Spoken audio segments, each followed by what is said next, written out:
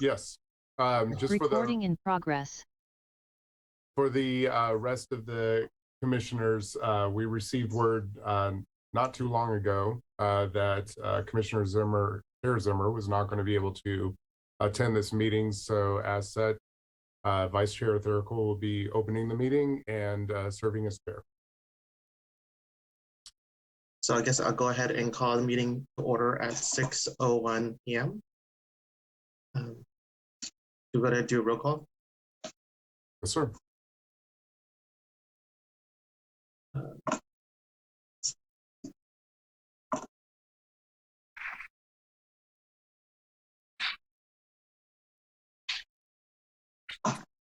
If you would, Vice Chair Thurical, if you could also, from the agenda, we're required to read out the initial statement that's on the agenda itself. So when now the meeting is officially opened, if you could read that out and then call the roll, that would be preferred. Pursuant to the Governor's Executive Order N-29-20, members of the West Sacramento Transportation, Mobility, and Infrastructure Commission and staff will participate in this meeting via teleconference. To reduce the spread of COVID-19, members of the public are asked to watch the meeting via web cable channel 20 and to submit comments in writing by 5 p.m. today, March 7th. To submit comments in writing, please email Tanya at cityofwestsacramento.org and write public comment in the subject line. In the body of the email, include the item number or title of the item as well as your comment. All comments received by 5 p.m. will be provided to the Transportation, Mobility, and Infrastructure Commission and posted on the website. Comments submitted shall become part of the record of the meeting. To make a verbal comment during the meeting, join the meeting using the Zoom meeting link or phone number below. The chair will request public comment during item 1A prior to the first item on consent and after the staff presentation for any other items on the agenda. Once the chair has announced the public comment period, if you would like to make a comment, please do one of the following. One, if you are joining meeting via Zoom, press the raise a hand button, or two, if you are joining the meeting by phone, press *9. When it is your turn to comment, the chair or the clerk will call you by your name or phone number, and the city staff will unmute your microphone. You will have 3 minutes to speak. Once your public comment has ended, you will be muted again.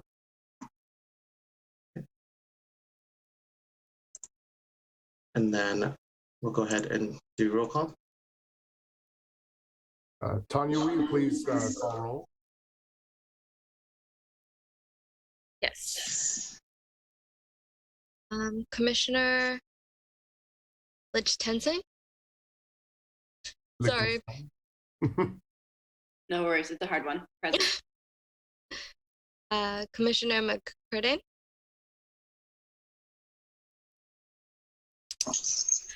Commissioner Sainz? Here. Commissioner Kashkouli? Present. Commissioner Gunn? And Chair Thurical.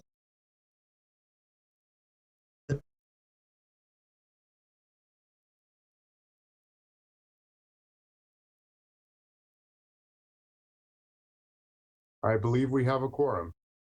Okay, awesome. With 4 present, we have met quorum. We'll then go on to general mission function part 1. I guess the part A, election of Transportation, Mobility, and Infrastructure Commission chair and vice chair for the year 2022. So it looks like the position for chair and vice chair are 1-year terms, correct? And so we will be electing amongst ourselves who will be moving on as chair and then vice chair for this upcoming year. That is correct. And the commission members may choose to nominate both present and non-present members. And voting will just take place here by the ayes and the nays, which will be called out by Clerk Flores. Well, I know she's not here to speak for herself, but I would like to nominate a continuation of the chair and vice chair positions held by Chair Zimmer and Vice Chair Therapool. I don't know if I have to do those separately or if I can do them together. You could do that as one motion. That is Do I have a second?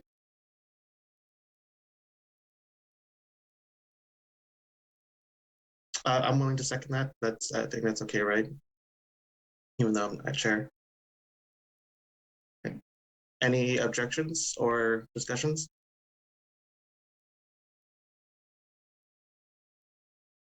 Okay, we'll to vote then. Clerk Flores, will you call the roll? Commissioner Kashkouli, Aye. Commissioner Siani, Aye. Commissioner Lichtenstein, aye. and Commissioner, my apologies, Chair Kiriakouli. Aye. Okay. Looks like that's 4 ayes out of 4, so motion passes. Awesome. We have our chair and vice chair for the next year. Moving on to part B, presentations by the public on matters on the agenda, not on the agenda, within the jurisdiction of the commission. Flores, do we have any public comment? We have no public comment. Okay. Seeing that there are none, we'll move on to part C, disclosure of ex parte communications. Transportation, Mobility, and Infrastructure Commissioners should disclose any communication that they have had on the agenda items at this time. Any communication? Okay. Seeing and hearing none, then we'll move on to consent agenda number 2, consideration of approval of the minutes of the November 1st, 2021 Transportation, Mobility, and Infrastructure Commission. I guess I'll make a motion. Okay, Also, awesome. Move to adopt by Commissioner Sianias, seconded by Commissioner Lichtenstein. Any objections?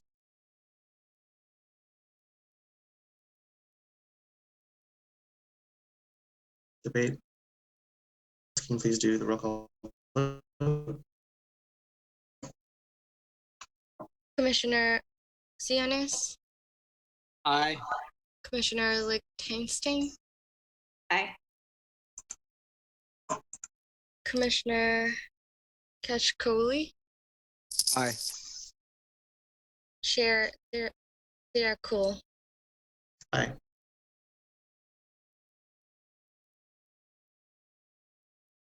Okay, looks like we have 4 ayes out of 4. Motion passes. Minutes have been adopted. Moving on to the regular agenda, update on the West Sacramento on-demand ride from Chan, Stephanie Chan. Thank you, Chair Sarah Cole. Good evening, Chair Sarah Cole and Commissioners. My name is Stephanie Chan, and I'm the new Senior Transportation Planner with the Community Development Department.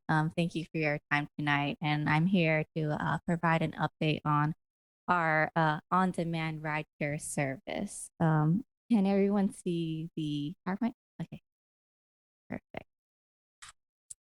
So today's update, I'll go over the impact of the COVID-19 pandemic, a performance review of the 2021 service, details regarding a ridership survey we recently released last month, information regarding our fleet transition, and status on the upcoming contract extension and budget allocation for the next fiscal year. So on March 19, 2020, as we know, Governor Newsom issued the first stay-at-home order for the COVID-19 pandemic. From this table and chart on the slide, you can see the significant ridership drop in the initial months of the pandemic.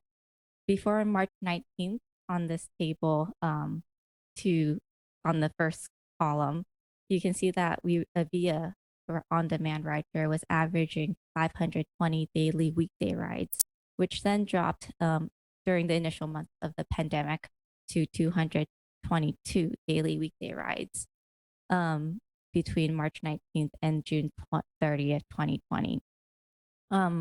The on-demand rideshare service saw an initial drop in 70% of total ridership and a 60% drop in senior disabled ridership. So as the before the pandemic, we were approaching nearly about 4,000 rides per trip, and then in April 2020, we dropped down to about 1,200 rides per a week.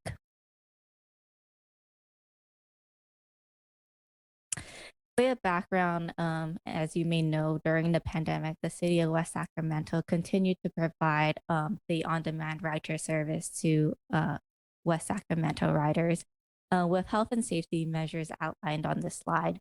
So we added plexiglass partitions, so we provided daily vehicle cleanings with EPA-approved products. We added in-app wellness checks and phone booking reminders of wearing masks and keeping a physical distance. We limited the shared bookings to a maximum of 3 passengers, and we provided additional communication and support regarding COVID-19 exposure and reminded, again, mask requirements to drivers and riders. Given that the ridership of the on-demand rider service is based on the demand required, we were able to reduce the fleet supply to a maximum of 5 vehicles during the initial months of the COVID-19 pandemic. And that way we weren't having more vehicles than necessary operate. Since the initial months of the pandemic, our ridership has been rebounding. The table here and the graph here show 2021 ridership data, and this second column here shows a 6-month snapshot from August 15, 2021 to February 15, 2022. As you can see, ridership is rebounding close to pre-pandemic levels and increasing in the more recent months. We are averaging a daily weekday rides of 430 rides, and senior and total ridership right now is only about 20 to 25% below the pre-pandemic levels. As mentioned earlier, apologies, my computer is disconnecting from something and needs additional help. Okay, as mentioned in the previous slide, we placed a 3-passenger max on our rides. So you can see that our shared rides have still been increasing. I think in the previous slide, it was, it dropped to 45% in the initial months of the pandemic, and it has slowly rebounded to 61% and now 65%. Again, reapproaching the 70% that was the pre-pandemic booked shared rides of 2+ passengers. Again, this number has been restricted to 3 passengers per vehicle since the pandemic has started. Currently, staff is reevaluating the safety and health measures that are in place as the state reopens and as employers begin to have their offices reopen in person. And given that our ridership is rebounding and shared rides are increasing, we have directed the rideshare service to remove the 3-passenger maximum limit and resume regular activities of normal booking per the Yolo County Health Department and the state reopening guidelines. masks are still required on our rideshare service per the per federal guidance. This slide just provides a snapshot of the 2021 drivers, riders, and quality of service data. We had 66 active drivers in 2021, providing over 37,000 driver hours. We completed 131,000 completed rides. The rides averaged a 9.95 minutes per ride with over 2.8 miles per ride. The estimated time of arrival for vehicles were about 13.27 minutes, and 80% of rides were completed, of the requested rides were completed. We still average 4.9 out of 5 stars for the rating provided by riders on the driver experience. So beyond the ridership rebounding, and given that it's been a while since we conducted a rider survey, we conducted one in 2018. 6 months into launching the VIA on-demand rider share service in West Sacramento, staff decided that it was an appropriate time to conduct a new survey to look at ridership data. So we released the survey in February 2022. The survey closes next week on Sunday, March 13th. The survey is pretty similar to our 2018 survey questions, but we added additional questions regarding COVID travel patterns and demographic information. This slide here provides a snapshot of some of the questions included on the survey, and the survey questions are included in your agenda packet in attachment 1.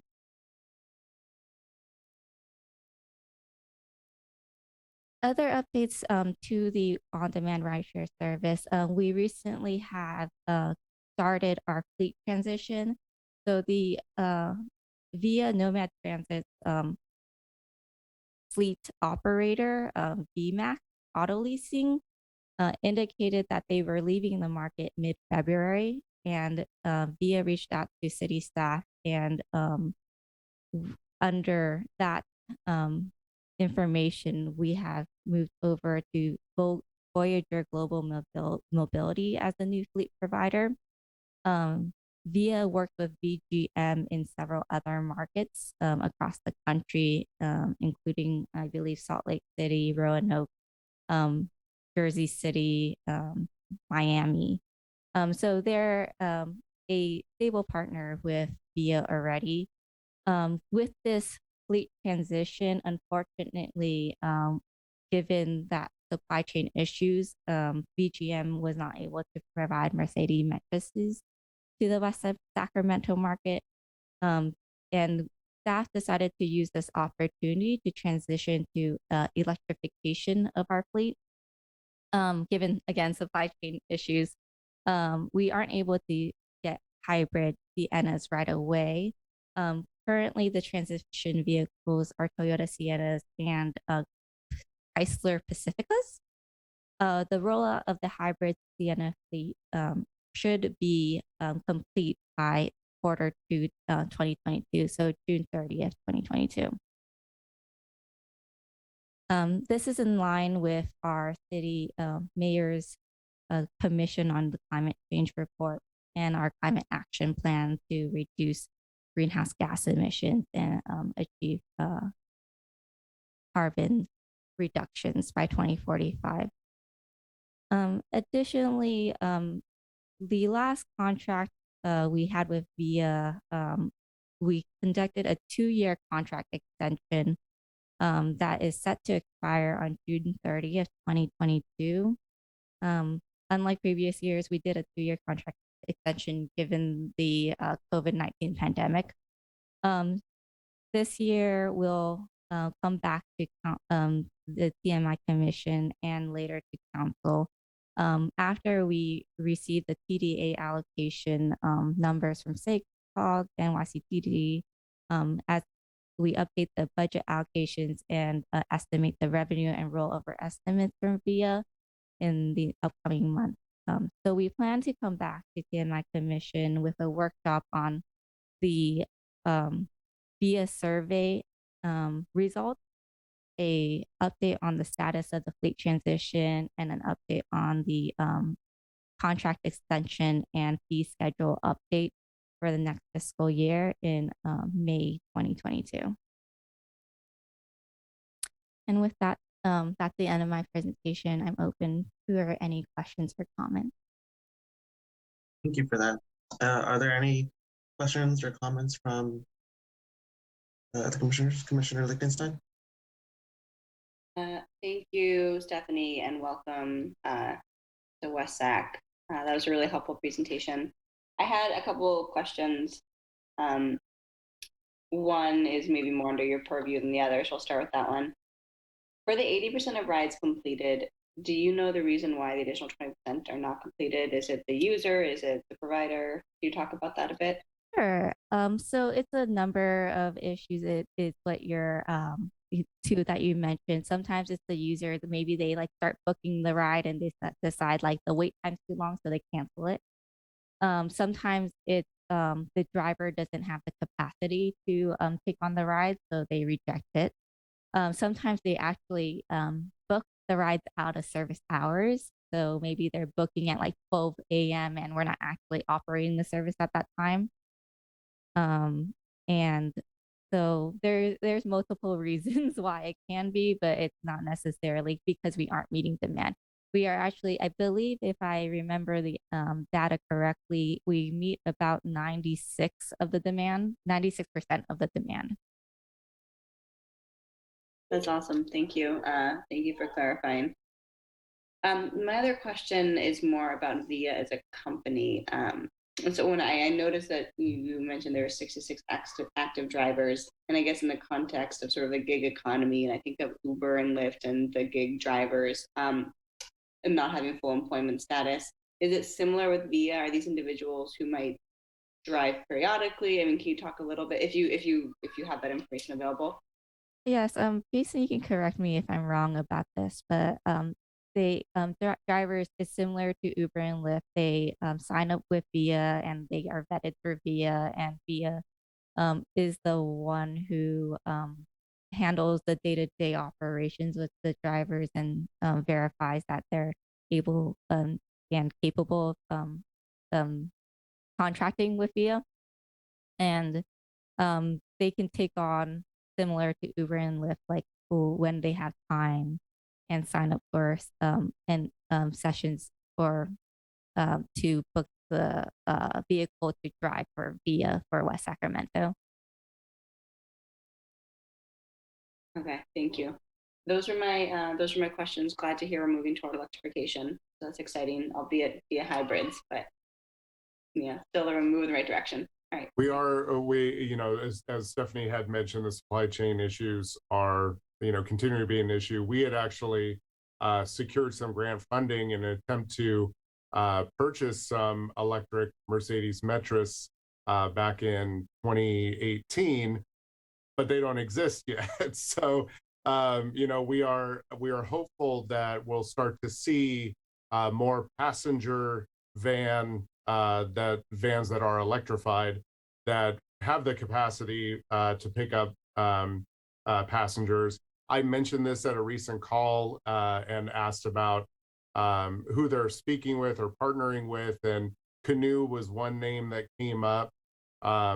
They have an interesting van that's currently in, I think it's just past beta testing, and it has a 7-passenger capacity and an interesting configuration, almost like a limousine configuration in the back, where the seats wrap around. And that's a fully electric vehicle that has, I believe, somewhere around 200, 220 mile capacity that they could travel all electric. So we're still in discussions with VIA. Stephanie and I are working very hard to try to identify what kind of infrastructure needs are going to be necessary for the conversion of all electric fleet. where the vehicles are going to be parked, how we can charge them overnight. So as more electric vehicles are moving forward, we fully intend to go fully electric as soon as we're able to. And we're very hopeful.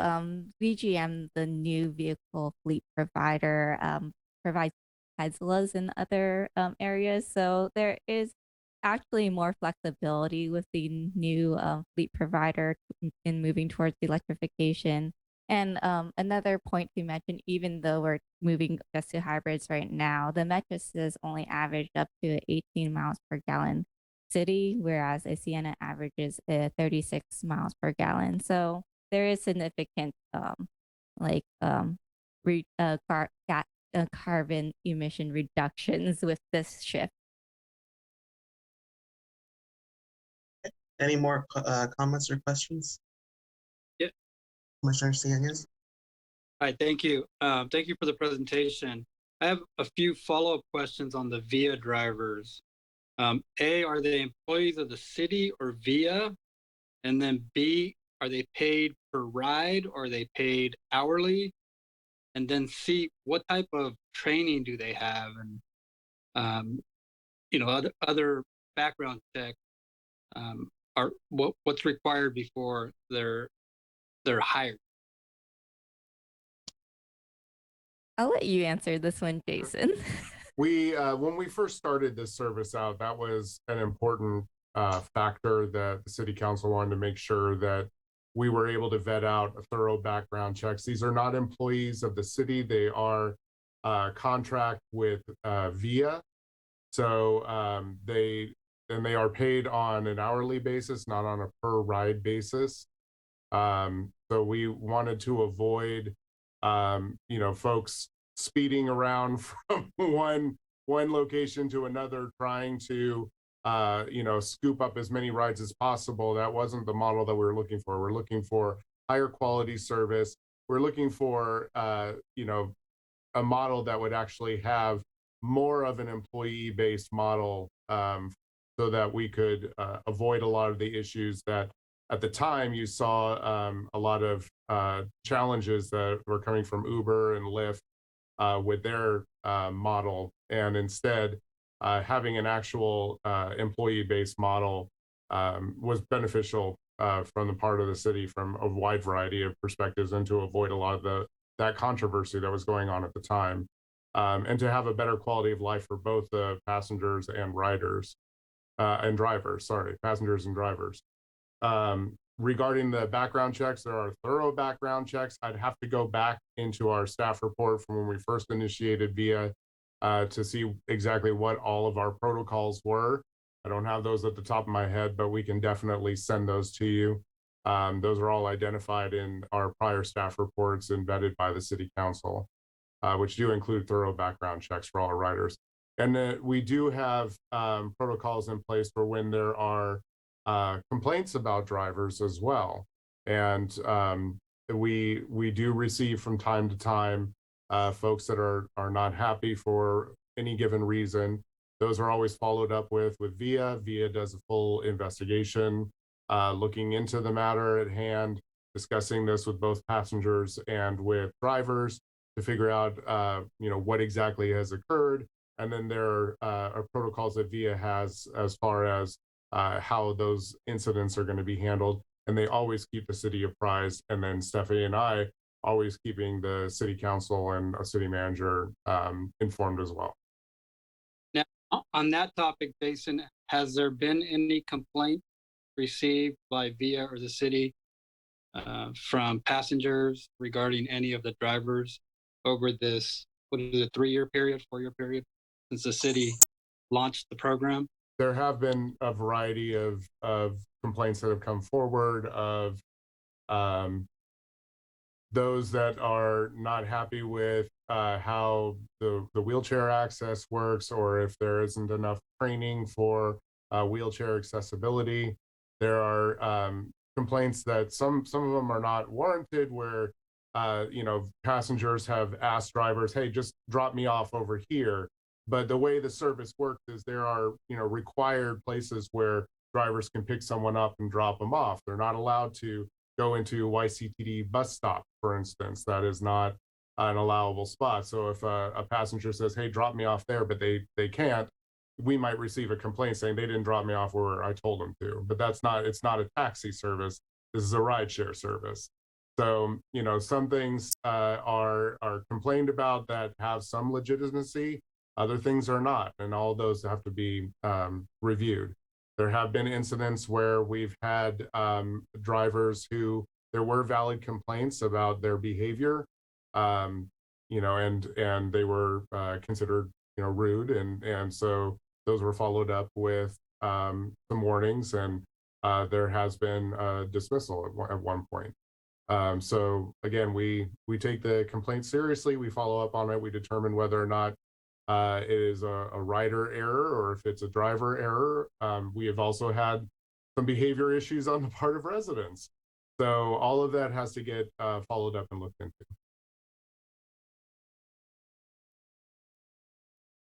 Great, thank you. And one more follow-up question. So if I'm a VIA driver today and then over the weekend I get a speeding ticket, my license gets suspended, how does VIA know that if I return to work on Monday? I would have to look into that for you. There's, again, protocols that are in place. There's if it's, I guess it's similar to if there's an action that's taken, police departments are typically informed. To give you for instance, if an employee here does something that's an employee with the city and they do something that is an illegal activity, and they're in a different jurisdiction, then typically they would notify the jurisdiction where the employee is at, because that is the protocol there. I would have to look and see exactly what the protocol is if a driver does something that gets them suspended, how VIA is made aware of it. Yeah, that would be helpful, because I know for like Uber and Lyft drivers, those companies are plugged into what they call the DMV pull notice program. So if you're driving for Uber or Lyft on a Monday and you get a speeding ticket Tuesday and your license is suspended, Uber and Lyft are notified immediately, and they can then take action to kick you off the app if you violated one of their requirements on driving, on being a safe driver. We'll Stephanie and I could take a look at that, and then we'll send the information back off to the entire commission. Okay, and then one more question, but this is on the fleet transition. So going from its VMAC to VGM, is that going to result in an increase or a decrease in costs, operating costs, since they're using different vehicles? Stephanie, did you want to answer that? So I think that's it. Right. So far in our discussion with VIA, they say that it's going to be negligible / they're not anticipating any changes to next year's contract extension / update with the shift. We are shifting from Mercedes to Toyotas. We are moving towards hybrid vehicles, which are a bit more in demand, but then you get the gas savings. So we haven't worked all the details out, but in our discussion before they shifted over, or we agreed for the shift over, they have told us that it will be negligible. Some things we do know also that will be absolutely cost neutral, and that is that the rewrapping of the vehicles will not be at the city cost. It'll be at VIA's cost. It is VIA that is transitioning with their partner. Anything that involves that transition will not be of any cost to the city. But as Stephanie mentioned, hybrids are more expensive. The electric vehicles are more expensive and more in demand. What we're able to get right now are the standard models. So you don't see those wrapped. You actually see a magnetic label attached to the side of the vehicle. And we've sent out a notice to riders to let them know that there is a different vehicle coming to pick them up so that they're aware of that. But when the actual vehicles, the hybrid vehicles come forward, you'll see them start to get fully wrapped. And hopefully, because we are doubling the vehicle, the miles per gallon, you'll see a reduction in the amount of fuel that's required, and then hopefully that offsets the costs of the more expensive vehicle. But again, as Stephanie mentioned, we're working that out. Okay, and then final question, what is the cost of the program since its inception? So each fiscal year, what's the cost? Stephanie, do we have the latest TDA allocation? How much? Not yet. We don't have the TDA allocation. Our contract with VIA, the most recent one, I believe, was a 1.2 million. And then staff time is I think we typically allocate 115,000. A majority of the dollars that support the VIA contract come from, like Jason said, our TDA allocation from the /YCTD. So it's not from the city's general fund.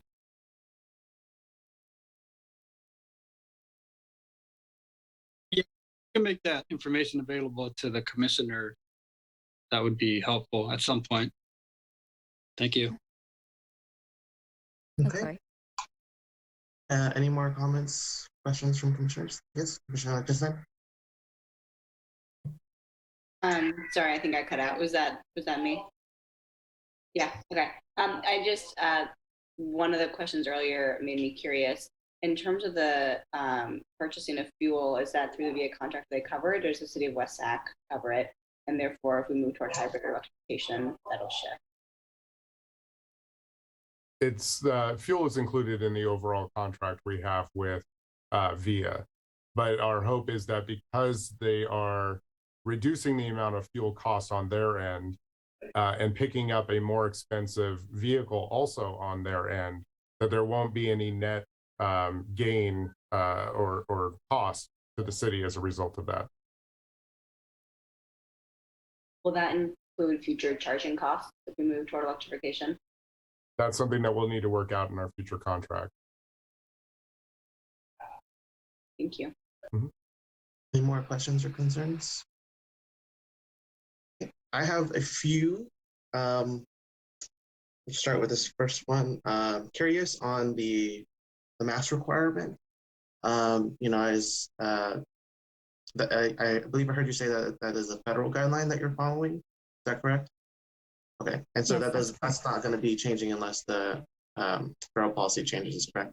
Yeah, with the Transportation Security Administration, they extended their face mask requirement on all transportation networks through March 18th, 2022. I don't believe they have extended it yet again. So until if that is removed, then we will reassess and determine whether we want to maintain that requirement on our service. But so far, we've been trying to follow the YCTD and Yolo County Health Department, as well as other regional transportation like SACRT, to make sure we're just consistent in our operations. Good. I just wanted to touch base on that and make sure that we have a plan going forward.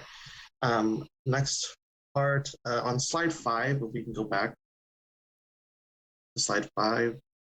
I was curious to look at the dates you have there between January 1st, basically the year of 2021, and then you have from August 15, 2021 to February 2022.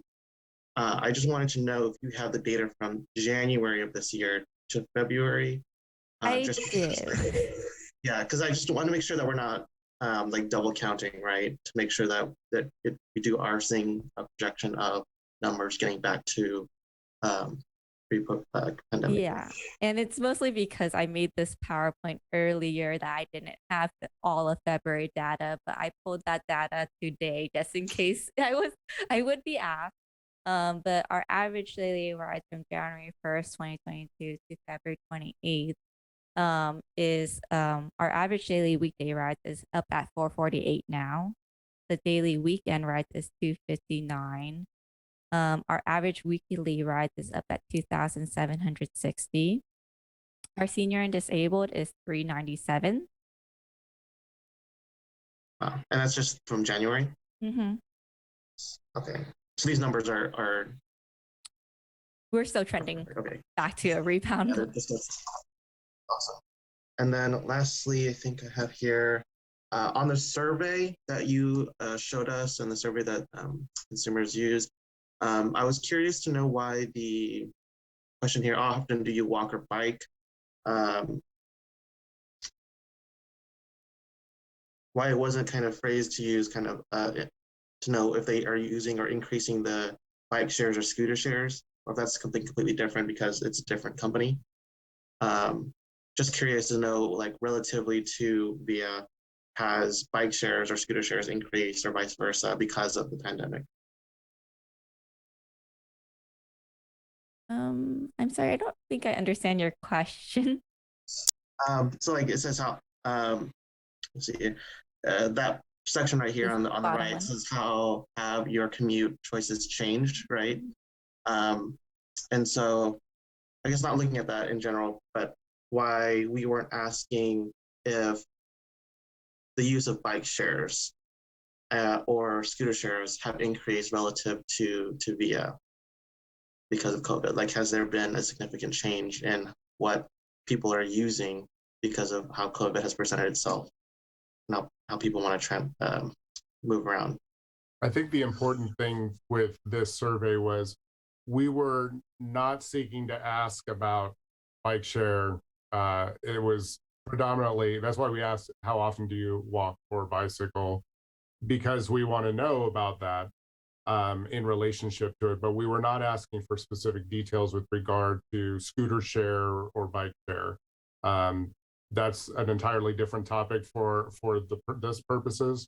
And because we have to be careful about what we're asking and how we're asking it to try to get the right information about VIA, we didn't want to convolute the different ways that people could get around because it didn't seem pertinent for this specific survey. Not to say it's not important, but right. I assume that. I was just curious because I would like to know, right, if people had changed their preferences because of COVID, whether or not they wanted to use a bike or scooter versus VIA. Yeah, I think we do have a question that just asks, like, if you weren't to use VIA, what would you use instead? And we do separate like e-bikes or scooter bike and bike shares versus their personal bike. But in terms of, I guess like we didn't really add it to this one right here that you're specifically talking about. But it's also a consideration of like how many questions we're asking on the survey to make sure that we can keep their interest and complete it. Making sure it stays on topic with VIA. So I totally get it. Perfect. I think that is it for me. I don't believe this requires any action, correct? This is just the presentation given to the commission. Is that right? Yes, correct. Okay, perfect. Any last questions or comments from the commissioners?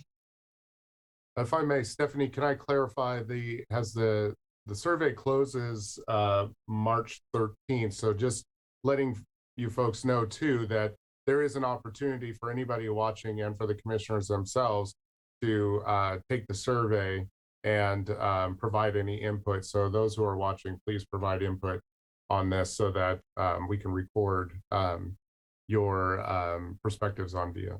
Yes, and if you do complete it, you can enter your information to have a chance to win a $50 Visa gift card. So awesome.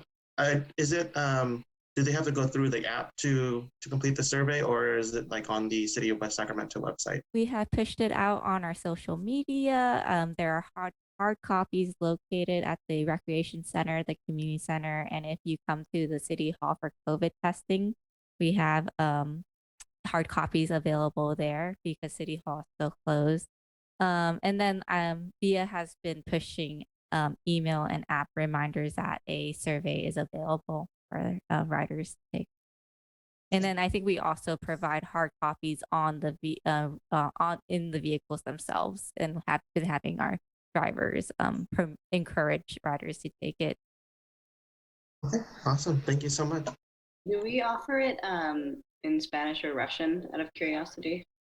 Unfortunately, we do not, but we do have the staff available in at City Hall to translate and walk through if we do have residents who would like to go through that effort. But it has been, I think, a bit difficult for us to translate the surveys to Russian and Spanish.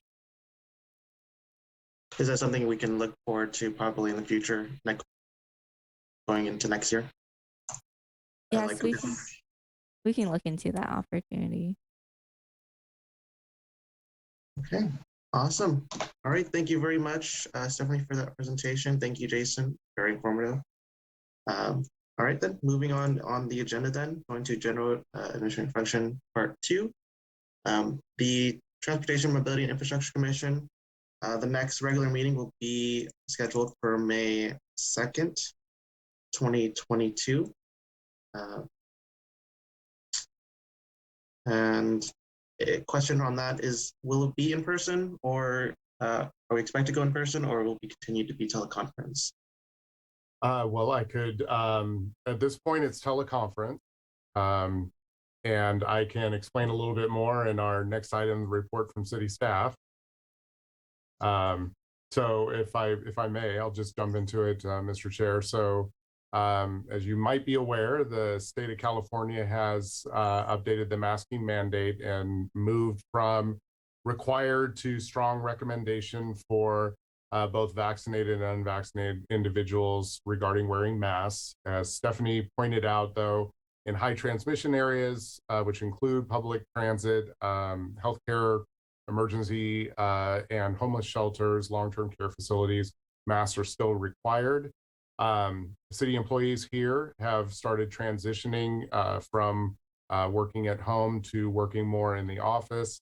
And we are aiming for a target of working at least 3 days a week in the office for employees. However, we have not received guidance as to how commission meetings are going to be run in the upcoming months, but I will keep the commission informed as we get more information. Next item I have for you is Broadway Bridge. The environmental process was delayed for about 6 months as we had an extended review by outside agencies, including Caltrans. And in order to accommodate a significant amount of responses that we received from public circulation of the environmental document, we needed to take a little bit of extra time, but we're now nearing completion of the final environmental impact report, environmental assessment. So we're going to be bringing those documents along with the findings to the City Council on April 20th, 2022. Following that meeting, the Sacramento City Council will also receive a report from their staff along with the findings for approval on their side, and that will happen between the first week of May to May 10th. So that date has not been scheduled yet. Also, the last item, the next item on the agenda, you'll see it says future agenda item request for the TMI Commission. That item will not be listed on future agendas. And the reason for that is that the City Council sets both the management agenda and the policy agenda with the adoption of the annual strategic plan. Those items serve to focus the staff priorities and the staff workload and serve as a guide for what staff is going to be working on, and also guides what will ultimately be brought to the commission for general information and for requests. So moving forward, the commission members, if you have questions of interest for the city or on specific topics or on projects, you're encouraged to contact city staff, myself, or any of the staff members in economic development, community development, et cetera, to ask questions. But all items brought before the commission will be in line with the strategic plan specifically, with the intent of seeking policy direction or providing project specific information. And that concludes reports from city staff. Okay. And I mean, I guess because we're not going to be doing future agenda item requests anymore, we can probably skip it over this time, or do we just still do it as a formality? Do you have a question, Commissioner? Yeah, before we move forward, do you mind, Chair, if I ask a question just on the previous item? Absolutely. Jason, out of curiosity, you mentioned there were a lot of comments on the Broadway Bridge EIR. Could you, I mean, was there a trend? Was this anything unexpected? Is it NIMBYism? I mean, do you have a sense for like what types of blockage we're looking at? Or was it kind of just different people had different opinions? I can tell you that all the comments that were received were from the city of Sacramento and from other interested agencies, agencies that we typically receive comments from, including the U.S. Coast Guard and Army Corps of Engineers, et cetera. But as far as public comment from residents, it was entirely from residents in the city of Sacramento, predominantly from the Land Park and Upper Land Park neighborhoods. So the comments were more in regard to concerns about travel coming between West Sacramento and their neighborhood over there. And predominantly, we had to take time to respond to specific inquiries regarding traffic, noise, public safety, and all of those were responded to in the FER in accordance with state law and federal law as well with the NEPA. Thank you. Mm-hmm. Any more questions or comments about the city staff report? To answer your question about the next one, for future agenda item requests, they would need to be remain in line with the strategic plan.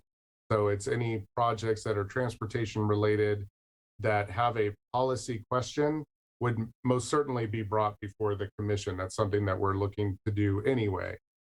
So Broadway Bridge, I Street Bridge, the deck conversion, our sidewalk step program, VIA, and our work on Sacramento Avenue. Actually, that, if I could just interject, Stephanie, you might want to bring up Sacramento Avenue Complete Streets. This is something we brought before the commission some time ago.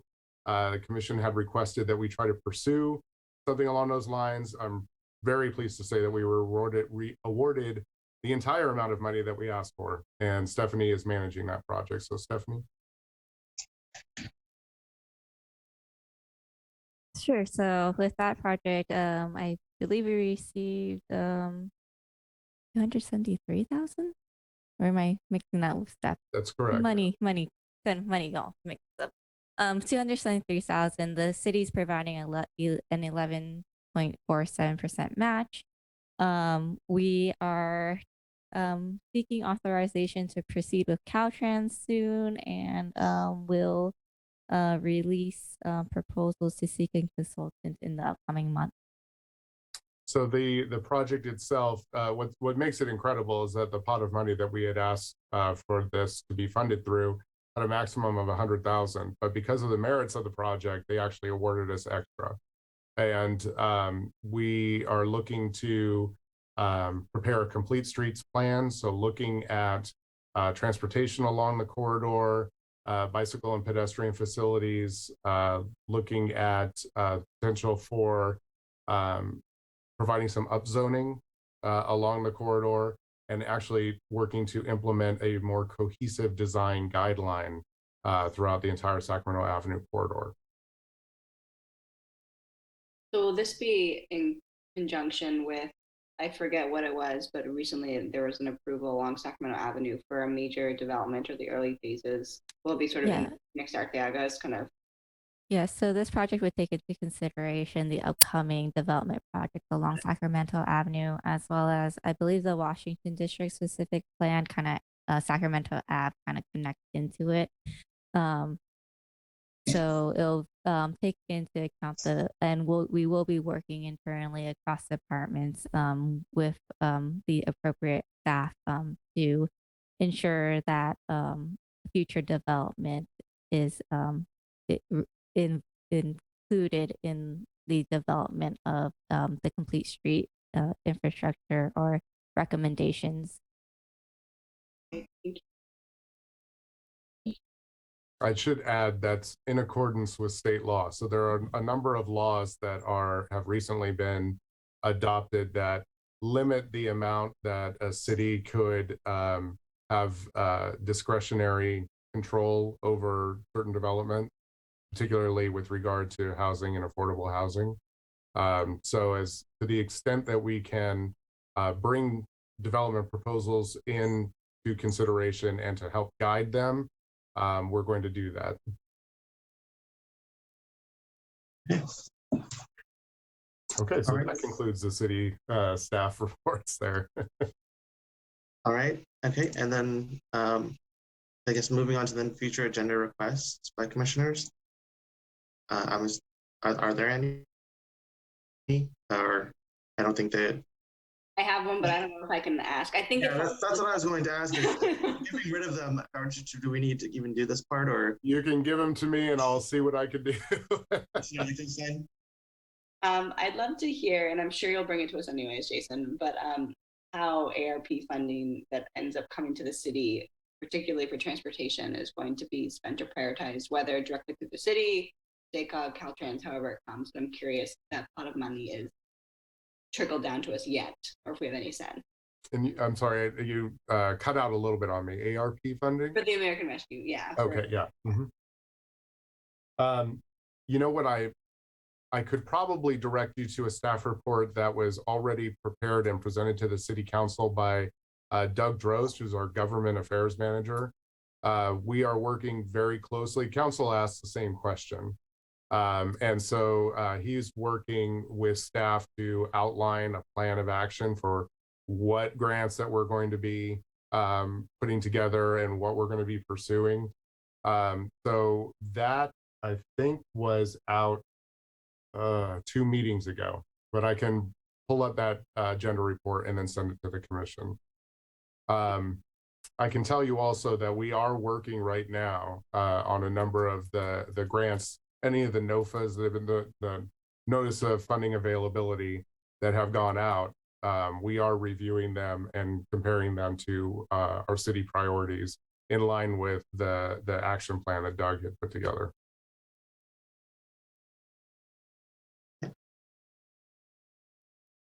Any more requests then, I guess?